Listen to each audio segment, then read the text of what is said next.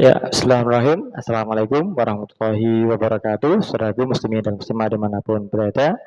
Kembali kita ngaji hadis Nabi Muhammad SAW pada kesempatan yang berbahagia ini di bulan Syawal, bulan yang ke-10, yakni bulan yang sebentar lagi kita akan menjelang Asyhurun Ma'lumat, bulan-bulan yang dipermaklumkan tentang yakni pelaksanaan ibadah haji.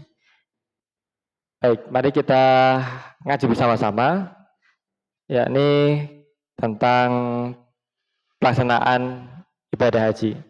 Apa saja, bagaimana, dan motivasi-motivasinya sehingga ketika kita nanti berada di tanah suci, ini kita pun menjadi lebih siap, kemudian lebih senang, lebih bahagia karena kita telah mengetahui hal ehwalnya, telah mengetahui syarat rukunnya, hal-hal yang membatalkannya, dan juga keutamaannya.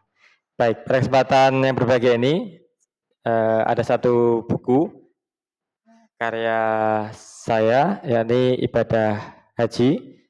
Ini adalah perjalanan keimanan yang mengasyikkan dan penuh kejutan. Ini saya tulis pada tahun 2000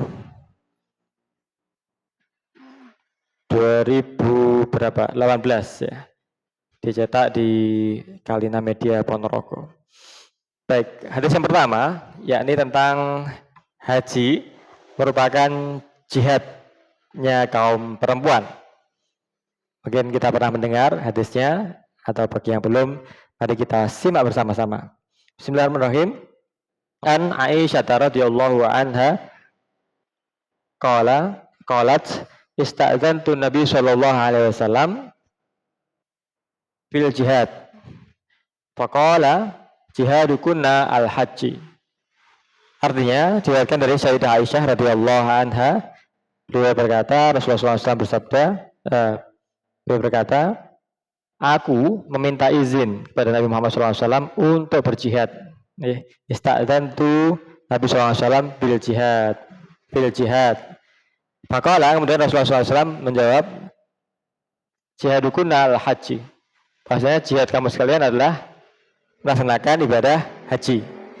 Baik, apa yang bisa kita petik hikmah dari hadis ini? Yang pertama, hadis ini adalah hadis motivasi untuk apa? Melaksanakan ibadah haji yang secara hukum tasawuf begitu ya. Pahalanya adalah setara dengan pahala jihad fisabilillah. Man kharaja li ta'atillah, barangkali li adai ma amarallah, ini kal jihad, seperti dia sedang berjihad di jalan Allah. Nah, pada hadis ini Rasulullah SAW memberikan satu penekanan bahasanya kaum perempuan pun bisa melakukan jihad haji ini. Ya, jadi bukan hanya untuk kaum muslimin, orang Islam laki-laki, tapi juga bisa dilaksanakan muslimat bagi wanita-wanita muslim. Dan ini pahalanya bahkan disampaikan oleh beliau Rasulullah SAW atas izin yang diminta oleh Sayyidah Aisyah tadi, ista'dzantu Nabi sallallahu alaihi wasallam fil jihad, faqala jihadukunna al-haji. Kemudian beliau menjawab bahasanya jihadnya kaum wanita ini adalah melaksanakan ibadah haji. Luar biasa. Jadi selain melaksanakan perintah agama kita sebagai rukun dari arkanul Islam, hajjul bait man istata'a ilaihi sabila, melaksanakan ibadah haji bagi yang mampu melaksanakannya. Jelas ini termasuk kewajiban, ya. Kewajiban bagi yang mampu melaksanakannya. Terus ditambahi pahala al-jihad. Jihadukunna al-haji. Jihad kamu sekalian, kaum wanita, ini adalah melaksanakan ibadah haji. Baik, yang kedua, memaknai jihad adalah ibadah yang dijiwai semangat pengabdian. Jadi jihad itu bukan untuk hadun nafas, untuk memenuhi hawa nafsu kita. Tapi jihad itulah semangatnya dibatasi pada semangat pengabdian. Jihad fisabilillah, jihad lillahi kalimatillah, jihad li hifdzul nasl, hifdzul mal, hifdzuddin. Nah, jihad itu adalah semangat pengabdian semata-mata atas dasar ketaatan pada Allah Subhanahu wa taala sebagai Tuhan kita sekalian. Jadi bukan hanya pengorbanan, pengabdian yang mengedepankan sifat-sifat terpuji dan berkesinambungan. Jadi pengabdian ini mengedepankan atau menonjolkan, mendorong kita untuk menunjukkan, memperform, mengikrarkan, meyakinkan diri kita dan orang lain bahwasanya selain pengorbanan, ya uang sakunya, ya ongkos naik hajinya, ya oleh-olehnya, ya ilmu pengetahuan tentang ibadah hajinya, ya tenaganya, ya pikirannya, ya doanya, ya semuanya bukan hanya pengorbanan, tapi pengabdian yang mendepankan sifat-sifat terpuji, berkesinambungan, serta memiliki strategi taktik yang minimal resiko, baik bagi dirinya ataupun orang lain sekitarnya. Jadi minimal resiko ini bagaimana kita beribadah ini lebih nyaman. Okay. Seandainya haji itu bisa ditempuh pada zaman dahulu adalah dengan perjalanan panjang naik kapal laut, atau bahkan yang masih di satu wilayah di Arab Saudi sana dengan menggunakan kendaraan unta, maka sekarang strateginya, taktik yang lebih nyaman adalah menggunakan pesawat. Jadi 10 atau 11 jam bisa sampai di Jeddah ya, kalau kita dari Indonesia. Kemudian bagaimana perlengkapan, ini kita hitung berdasarkan berapa hari kita di sana, apa saja yang kita butuhkan tentang makanannya, tentang obat-obatannya, tentang uang saku untuk membeli lauk pauk dan sebagainya.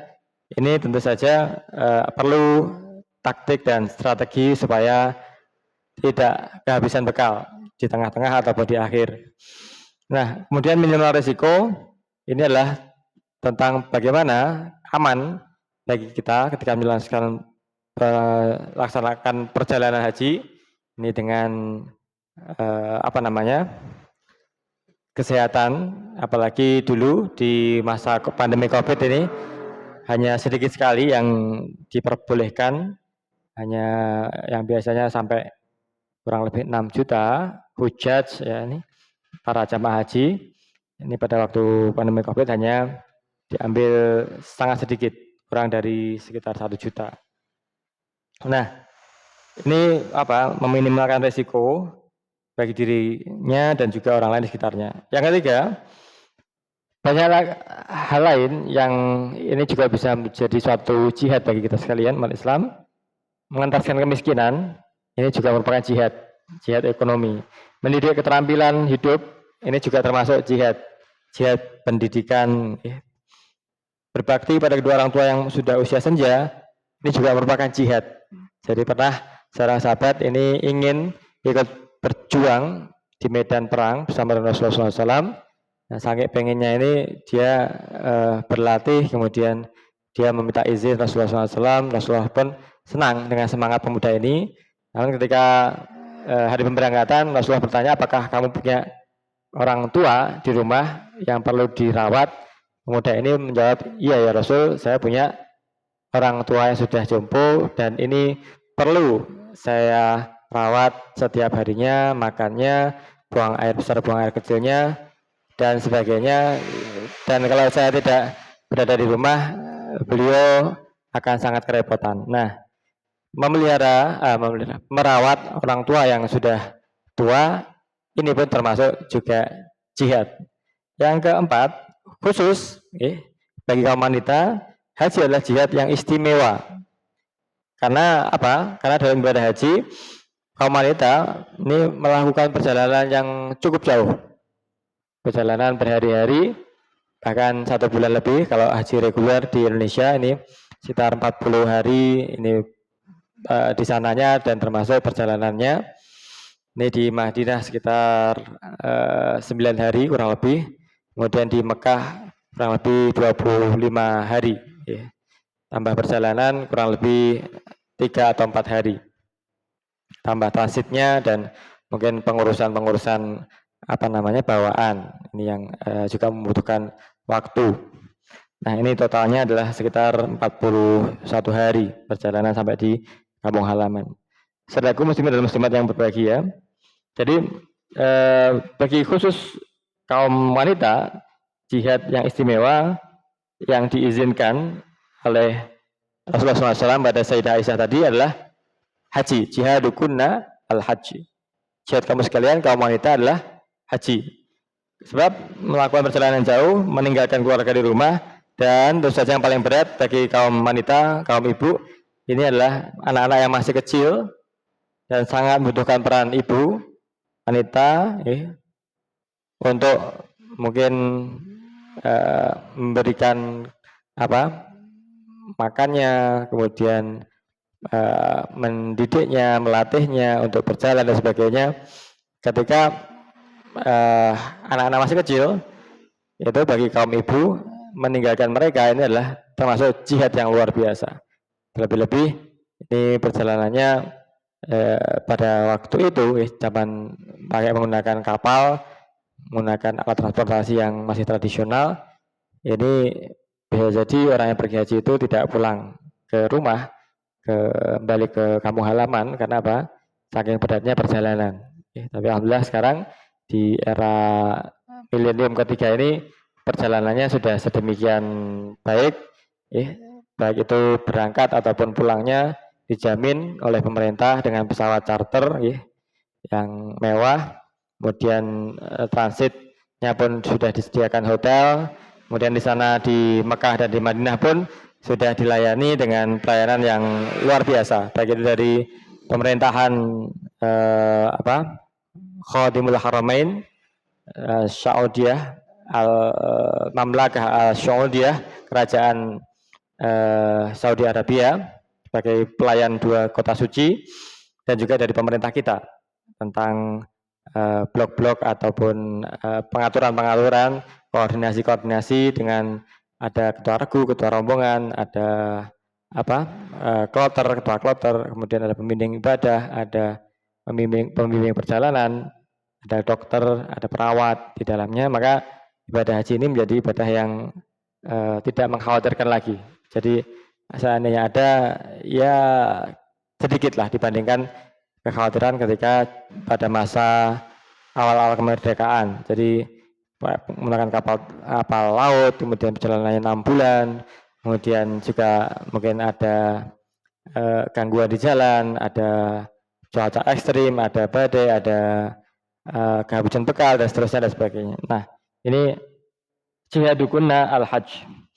Yang kelima, yang terakhir, bahasanya kaum wanita sebagai madrasah bagi putra-putrinya, sebagai istri bagi suaminya, ini pun punya peluang, punya kesempatan untuk berjihad bersama dengan sang suami, bersama dengan keluarga, yakni untuk meniatkan, menabung untuk pergi ke tanah suci dalam rangka jihadukunna al-hajj, dalam rangka melaksanakan hadis beliau Rasulullah SAW, anjuran beliau Rasulullah SAW, yakni berhaji ke Baitullah dalam rangka bersungguh-sungguh untuk mentaati apa yang Allah perintahkan, menjauhi apa yang Allah larang, yakni hijrul bait man istata'a ilaihi sabila, melaksanakan ibadah haji bagi kita sekalian yang diberikan kemampuan, diberikan semangat, diberikan keberkahan rezeki, diberikan ilmu pengetahuan, diberikan kesehatan, diberikan segala kecukupan oleh Allah Subhanahu wa taala, baik itu untuk uang sakunya, baik itu untuk yang ditinggalkan. Ini semoga Allah Subhanahu wa taala telah menakdirkan kita semuanya untuk pergi haji dan juga umrah tanah suci ke makam Rasulullah Muhammad SAW di Madinah Al-Munawwarah dengan sehat, selamat, nyaman, aman, tentram, damai, apa yang kita sengaja, rukunnya, syarat wajibnya, kemudian sunnahnya semuanya dapat kita laksanakan dengan sebaik-baiknya, dengan sempurna. Amin ya rabbal alamin. Terima kasih. Sepertinya, mohon maaf apabila kurangnya. Selamat persiapan untuk ibadah haji ke tanah suci. Assalamualaikum warahmatullahi wabarakatuh.